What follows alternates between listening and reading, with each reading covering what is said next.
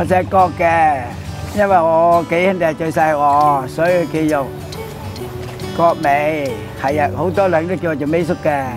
我幾時爬龍舟啊？我應該係10零歲開始咯，都係我啲阿哥帶我出去嘅。諗住去睇下，屋企又唔夠人喎，而家就咪走埋去爬啦一齊。唔係好識㗎，睇阿哥教我哋點樣爬咁咪跟住爬下爬下咪識咯。我咧就叫阿肥，今年就40歲㗎啦，都爬咗龍舟20幾年㗎啦。第一次初接咗龍舟咧，就跟我爸爸去玩嘅，就好細個㗎，幾歲到啦？我諗我印象中。如果第一次比賽咧，就係我15歲嗰年啦。佢打鼓我爬咯，嗰次都贏㗎，都好開心㗎。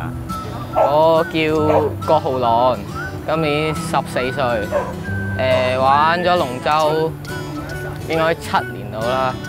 阿爺細個帶我落嚟啦，咁我就唔中意嘅，真係好悶啦覺得。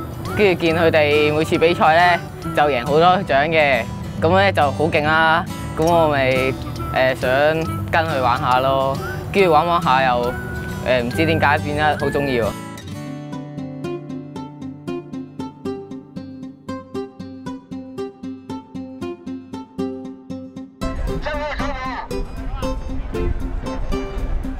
細個咧，因為佢要車船開船，我就同啲兄弟姊妹就喺屋企住嘅。佢車船就比較感情疏落啲，我見佢好威風咯。佢打鼓出嚟嗰個動作好勁啊，即係好威猛咁，比其他嗰啲即係好似淨係得我老豆一個咁咯。未比賽之前就傾啊，今日對邊個對手啊？我哋點樣落人啊？肯定唔會拗交先咯。咩都傾㗎，咩都傾一餐㗎。龍船會比較多啲咯，啊，唔係通常我攞到獎咧，即係代表佢都攞咗獎㗎啦。因為我哋永遠係同一條船嘅，就係咁啊。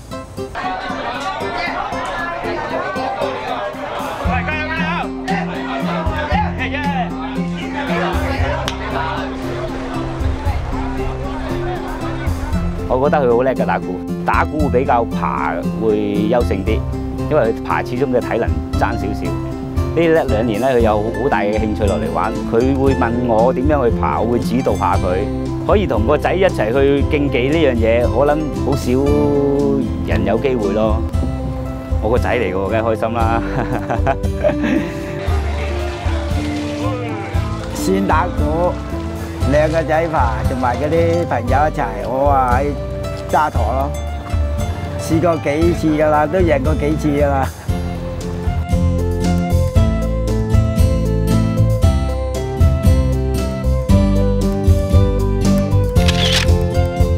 運動咧喺我屋企就數1㗎啦。打麻雀嗰啲咧係第3、4㗎啦，嗰啲練習就。